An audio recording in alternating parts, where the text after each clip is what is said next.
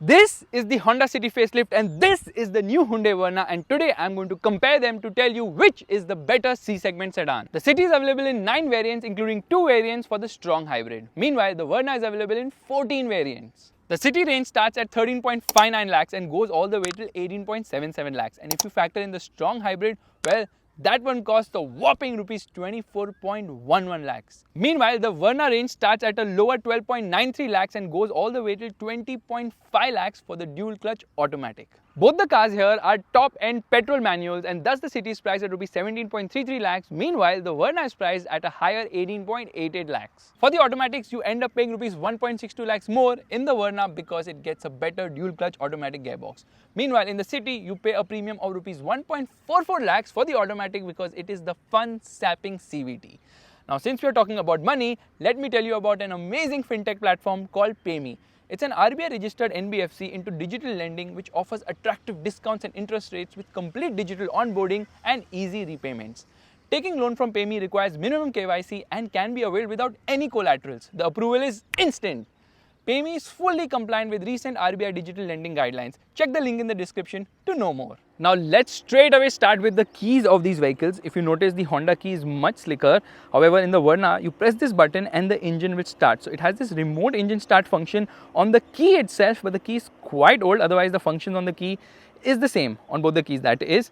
Coming to the design of the cars, well, the City definitely looks better at the front. The design of the Verna is a bit polarizing, I would say, but the City is more universally accepted because this is a love it or hate it design. This one looks quite nice, and there is the camera for the ADAS functions. It also gets rain sensors, which the Verna does not get.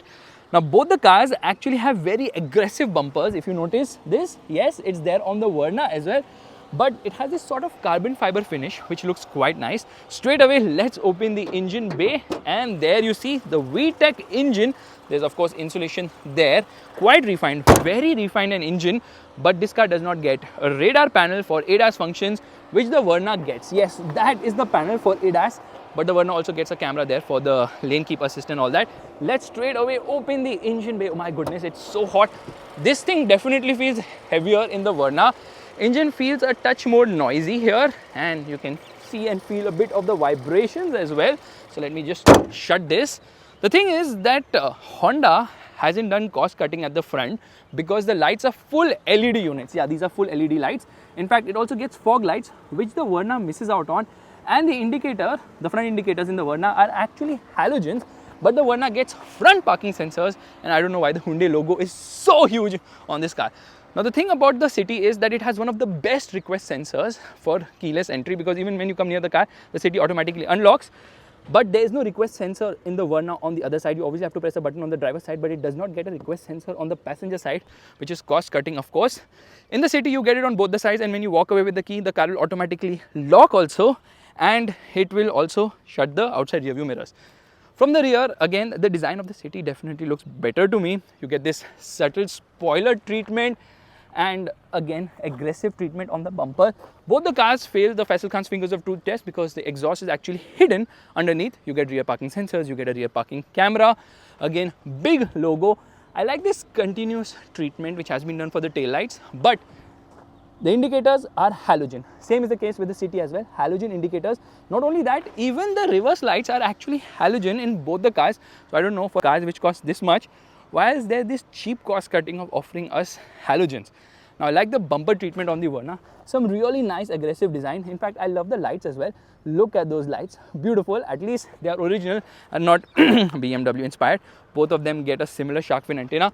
The boot is bigger in the Verna, 528 liters. Yeah, that is a massive boot. It's the biggest in the segment. But the spare wheel is not an alloy.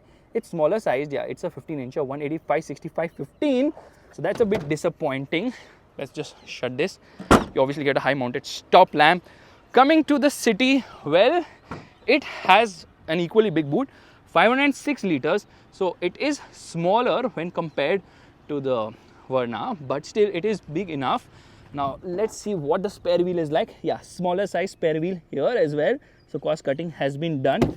In fact, earlier the City pre-facelift actually had got a full size spare wheel. So I don't know why Honda has removed that particular feature. So cost cutting is being done randomly. Now if you notice the alloy wheel design of both the cars, it is definitely the City which has a better alloy wheel design. Yes, the cars almost touched. Yeah, that was really close. But you know what? The City looks very under-tired. So look at the design of the alloy wheels of the City. Definitely look better. Both of them call them diamond cut alloy wheels, but I like the design, but it looks awfully under-tired.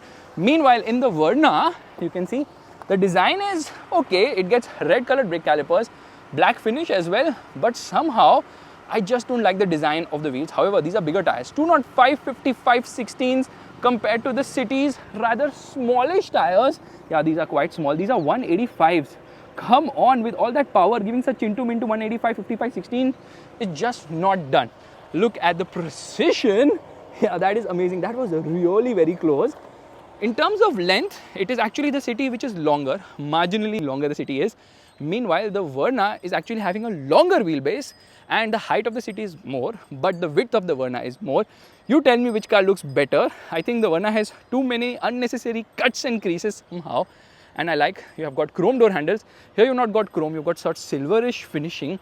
Now, the good thing about the City is that it has a very airy cabin because of the beige treatment. Good amount of space. In fact, I think the space is slightly better in the City. Here is the maximum legroom of the City. Yeah, that is the maximum legroom which you get in the City. It gets rear AC vents, of course.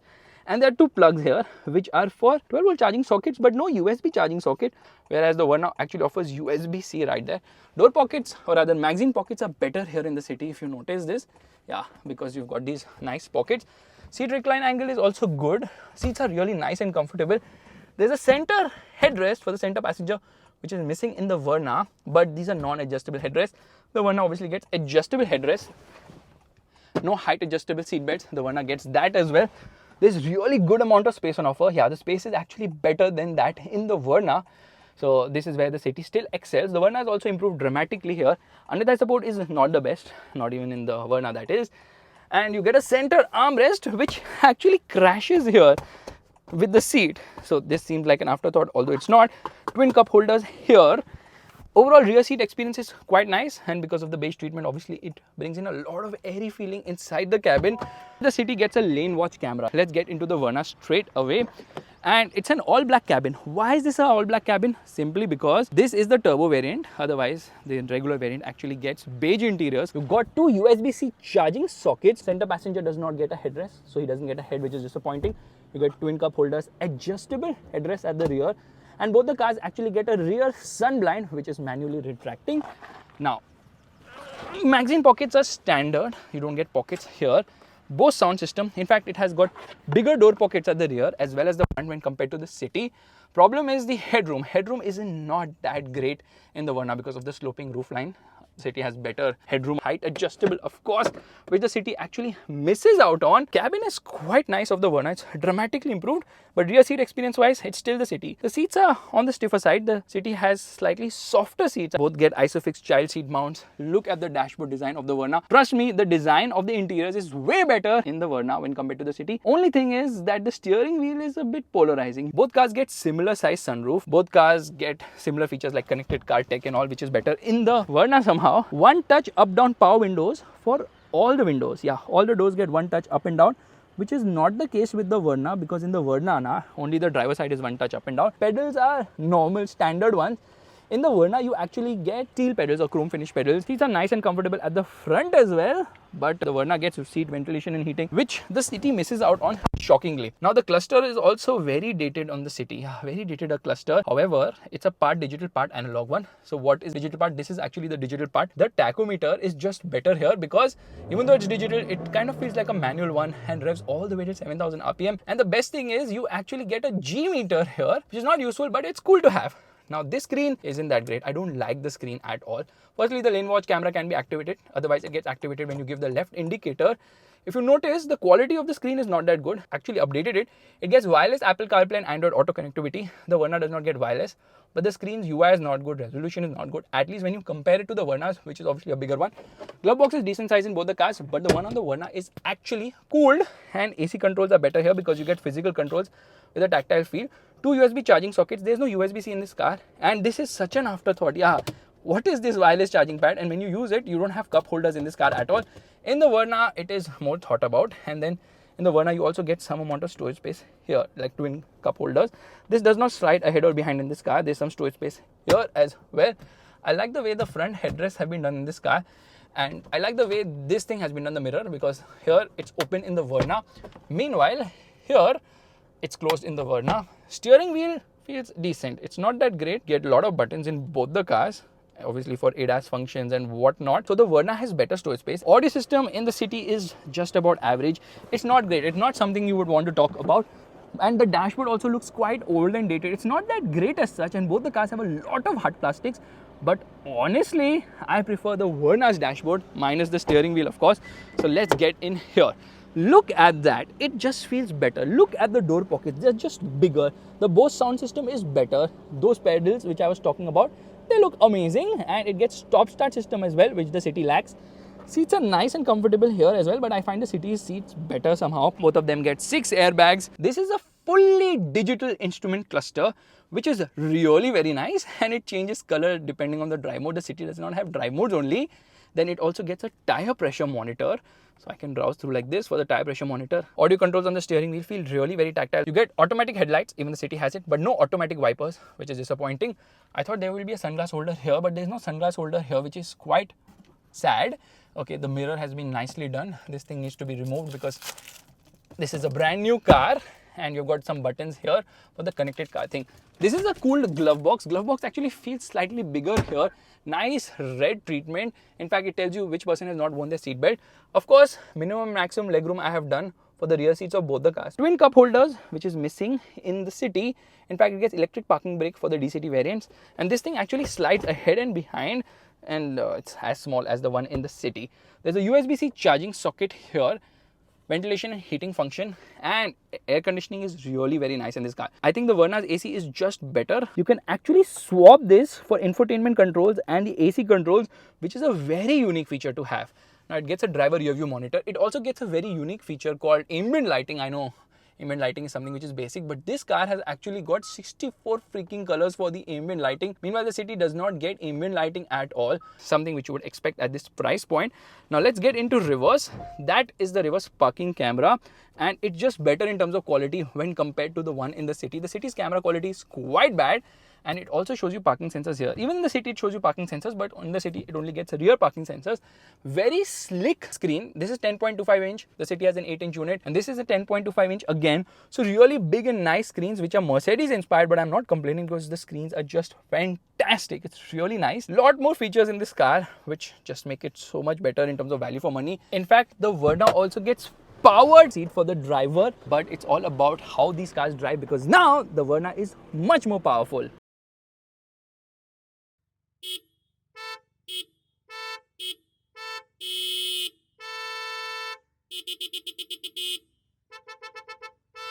Now, if you notice, both of these car makers give really very cheap first aid kits. The one in the Honda, the one which comes with Honda is obviously better.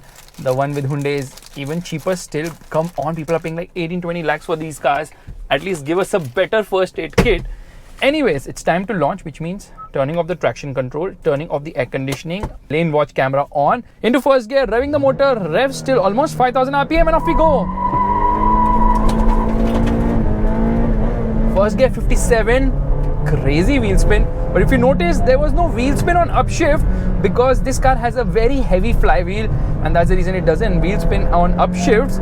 So performance is really very nice here. In fact, it reaches 100 kilometers per hour in second gear almost, and it really excites you. It doesn't have a turbocharger. Obviously, this is NA. Unfortunately, Honda is not offering us a turbocharged engine yet. They have a 1-liter turbo abroad, which obviously gets VTEC. I've driven that, and it is amazing. It's just amazing. And that's something you miss in this car because the mid-range is very flat when compared to the Verna. The Verna is very punchy in the mid-range. Here, second gear, what does it do? 106, man. The way it pulls. Okay, little heavy brake, and it automatically turns on the hazard lights. Absolutely terrific, this engine, in the way it revs. It really likes to pull hard and strong.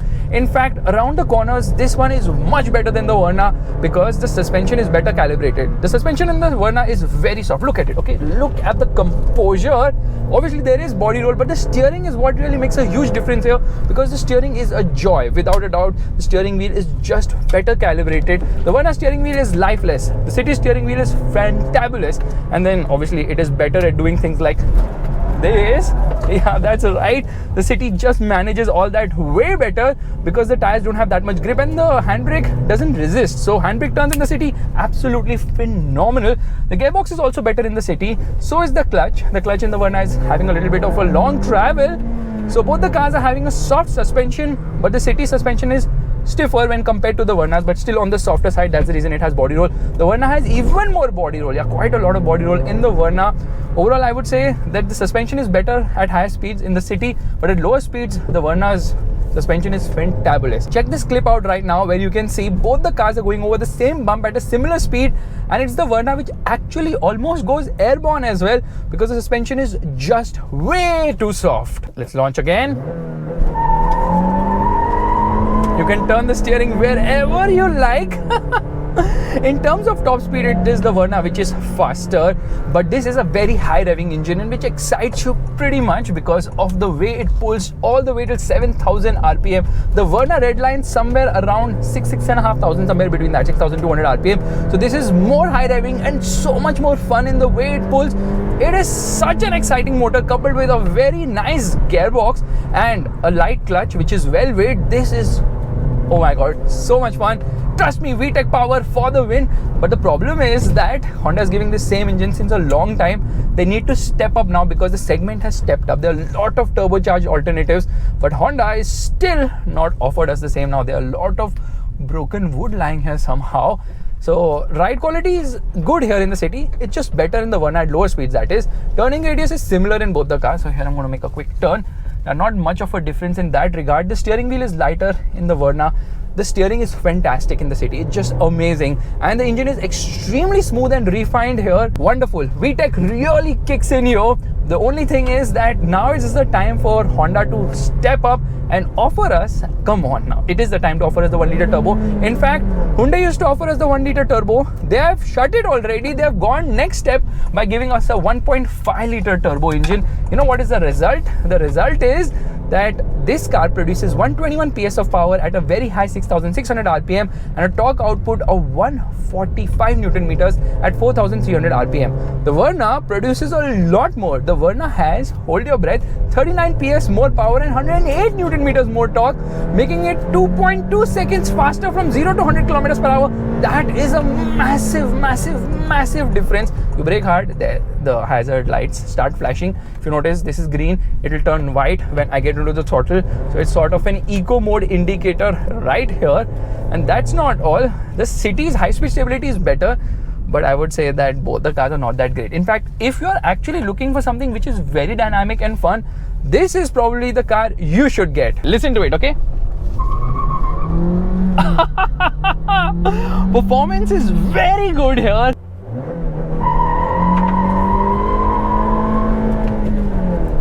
You will never get tired of 7,000 RPM, but the only unfortunate part is not everybody is going to go all the way to the red line. Honestly, if you're going to be driving very sedately, getting into 6th gear and taking it easy, or rather you're driving like this, then there's no point getting the City because you can extract more performance from the Verna by not taking it all the way till the red line. How many people are actually going to take their cars till 7,000 RPM? Very few, because I don't see Cities flying on the road as such, because obviously the car is very light, doesn't really inspire much confidence. It's more confident inspiring than the Verna for sure. However, it's time to launch again because I just cannot get over this amazing way this engine responds, and off we go.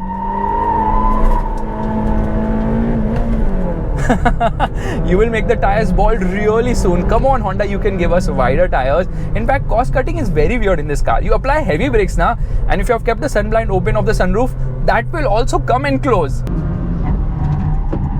That is ridiculous kind of cost cutting. So things could be better in terms of build and all that stuff. This car comes with a 3 years unlimited kilometer warranty, which can be extended all the way till 10 years 1.2 lakh kilometers, which is just amazing. Meanwhile, the Verna comes with 3 years unlimited kilometer warranty, which can be extended till 7 years, 1 lakh kilometer. Hyundai also claims it has the lowest maintenance cost in the segment, with repair and maintenance packages for up to 5 years. Now it's time to drive the Verna, which means air conditioning off. We press the traction control button once. We keep it pressed for some time because then it will turn off traction control completely. That's nice. And we get into sport mode as well. I'm going to turn on the driver rear view monitor, handbrake down into first gear. Listen to this, okay guys, listen to this. Rest till 5000 RPM. Again, very similar to the city. First gear 53, revs hit 6300 RPM, then fall all the way till roughly around 5900 RPM. So yeah, it doesn't redline like the city at all, but this engine is turbocharged and packs in a serious punch. So if you've got 160 PS of power at 5500 RPM and the torque output is crazy. You know what's the torque output of this car? It will blow your mind. 253 Newton meters. You know what is 253 Newton meters? Want to put it into perspective? The old Verna diesel had 250 Newton meters. This has 253 Newton meters. Yes, a petrol engine producing more torque than a diesel engine with the same capacity is absolutely unfreaking believable. Now, I'm driving the car slowly so you can feel that the ride is amazing at lower speeds. But once you push it harder at higher speeds, even after 60-70 kilometers per hour, there's that bounce which starts to come across, especially on bad roads. On good roads also you can feel the bounce. Do you notice this clip right now on the screen? Yes, it is bouncing a bit because the suspension is way too soft. I thought the city suspension is soft, but this is even more softer, so crazy softness. I don't know why they've gone for such a soft suspension. Hyundai knows how to make good handling cars like the i20 N line, even the i20 N which I drove in the UK. Fantastic in terms of the, oh my god, look at the wheel spin. It's a wheel spin monster, but somehow you're not so confident when putting all that power down because there is good amount of body roll. You get onto the throttle hard, and then all of a sudden this car will be wheel spinning in any possible gear. It wheel spins on upshift as well, which the city does not do. So look at it's going to ruin the tires, even though the tires are bigger. But doing this is not that confidence inspiring in this car. Yeah, no, it's not that confidence inspiring. And then it starts ringing this sound also that the handbrake is engaged, and because I engaged that, the driver rear view monitor shut. Anyways, gearbox is slick, but the city is slicker. The clutch has a very long throw somehow, which isn't that good. There's considerable amount of body roll in this car, but the low speed ride is fantastic. In the city, the ride is amazing, but the performance is absolutely next freaking level. They also have a 1.5 liter NA engine if you're into naturally aspirated engines and don't believe in asthma. That engine produces 115 PS of power and 144 Newton meters of torque. It is not even near the city VTEC's performance, and that engine is average at best. Avoid it, don't get it. Get the turbo. Turbo is just phenomenal. Hyundai could have offered us the 1 liter turbo like they were doing before, but no, they stepped up the game, obviously because they discontinued diesel now, so they had to bring in the 1.5 turbo. A diesel is of course a diesel in terms of efficiency, because both these cars are not very efficient if you drive them aggressively. The city will return somewhere between 9 to 14 kilometers per liter, which can stretch to almost 16-17 kilometers per liter out on the highway. This one will return slightly more, but because it's a turbo, you will push it hard, and the mid-range is absolutely phenomenal here. So the city has a good low end and a very frantic top end. This has a great mid-range. There's some lag lower down, which I would call as the silence before the storm. So when you drag race both these cars, the city is not very far behind like you would expect it to be, because this car is 2.2 seconds faster to go from 0 to 100 kilometers per hour. Yet this car is not just flying away, because the city has good low end pep. It's lighter by around 100 kgs as well. That really helps the cause of the city in terms of outright performance.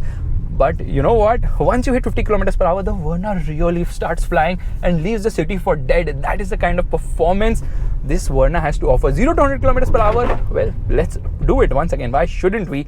Here we are, revving the motor.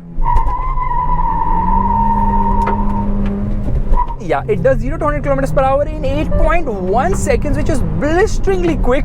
Gearing is tall, just like in the city, of course, but the city has even taller gearing. This is also very tall gear, almost reaches 100 kilometers per hour in second. And that is absolute madness, the way these cars are so performance oriented, yet do not have the suspension to actually put all that power down. Obviously it has more body roll than the city, so the city is still the better driver's car. The steering wheel looks weird. It also is a bit weird in terms of the way it moves. I think there's a lot of weight here, so you have to actually put some effort somehow. Although it's lighter, but still you have to put in effort at times. And the steering feel is just not there. There's no feel, there's no feedback, and that is a big problem with the Verna. It just doesn't feel enthusiastic enough. The engine really packs in a big punch, But unfortunately, I can't say the same thing about the way the car's dynamics have been set up. The suspension, not up to the mark for dynamic driving, of course. And then when you come across a corner, you downshift, you're like, should I go aggressively? You go aggressively. It's not able to put all that power down. This is second gear. Understeer was kicking in. I was going there. By the way, the ADAS display in the city is just better because the size of the warnings are better, but this has level 2 ADAS, which is better. Like, it has got a blind spot monitor, reverse cross traffic alert, and all these things, which is just super duper cool. And if you want to drive on such roads, now there's no problem because the Verna just performs phenomenally well. The way the suspension has been set up so soft, I think Hyundai thought that the roads are going to get worse only, so let's just go for super duper soft suspension. Doesn't make sense to me, honestly, because the city suspension does just fine, yet it is very dynamic a car. So that's something which Hyundai could have definitely done better. You see, the car goes all over the place. However, the engine really blows your mind. Honda could have offered us the 1.5 litre turbo engine. Dream on, they're not even going to offer us the 1 litre turbo. So 1.5 to bahut hi dur ki baat hai because that will be expensive, and you know how Honda is. Honda obviously has a strong hybrid engine which produces 126 horsepower and the exact same 253 Newton meters of torque. To get the torque output of Hyundai's turbo engine, Honda had to go hybrid. But that is super duper efficient. That will return more than 20 kilometers per liter, but it's extremely expensive as well. So it's just automatic, so it really robs away the feel of driving. Now the city obviously gets a CVT box, which is okay for convenience, not that fun. This one gets a DCT, a 7-speed DCT, which is way better. Again, the automatics are better in the Verna. For the 1.5 MPR, there's an 8-step CVT as well. I don't like that engine. And it also gets a 6-speed manual. This is also 6-speed manual. Clearly, we can see that the Verna is more city-oriented. Oh my god, did I just say the Verna is more city-oriented? Isn't that a paradox? Anyways, see how understeer kicks in. Grip levels are better here, without a doubt. But if you want to drift, it is the city you would want to take because it just feels so much more confidence inspiring because of the lovely steering it has. And obviously, the tires are not very grippy now, so it does swing with the pull of a handbrake very easily. Come on!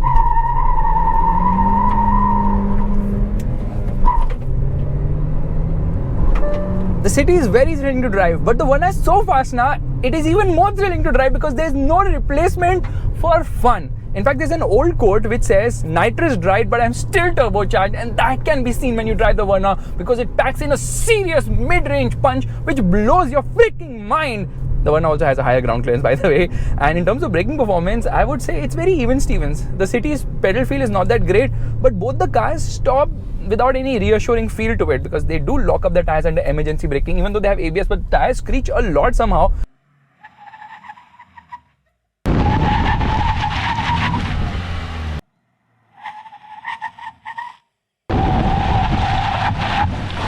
So yeah, brakes could be better. That I'm surprised how the city manages to brake as well as the Verna, in spite of the fact that the city has much smaller tires as well.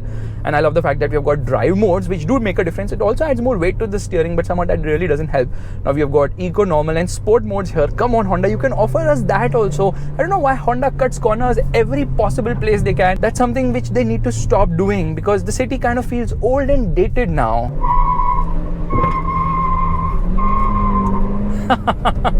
Now, of course, the Verna wheel spins like mad, absolute mad wheel spin in this car, but the NVH levels are way better in the Verna when compared to the city. The city feels the same in terms of NVH like it felt 20 years back. You can hear a lot of road noise, wind noise, tire noise, every possible noise under the sun can be heard in the city.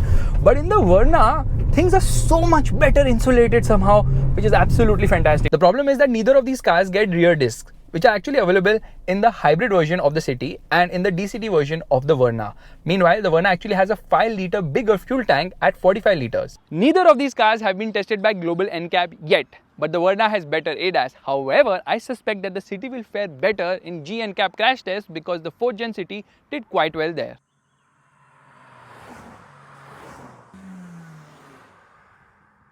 The city has long dominated the segment, but unfortunately, Honda hasn't done anything revolutionary to push the boundaries of this segment. The 5th generation city is a no-nonsense car. It's proven and you can't go wrong with it either. The problem is that the city is a mediocre car in most ways. It's only the engine which makes it such a fantastic product. But now with the 1.5-litre turbo engine in the Verna, the city's VTEC advantage is gone. The Verna is the better rounded package. You obviously pay rupees 1.55 lakhs more, between these variants for the Verna, but the Verna rides better, has more performance. Mad. A lot more features, which makes it the winner of this comparison test. If you like this video, make sure to give it the thumbs up, that's the like button, and also subscribe to the channel. And don't forget to check out Pay Me by clicking on the top right now.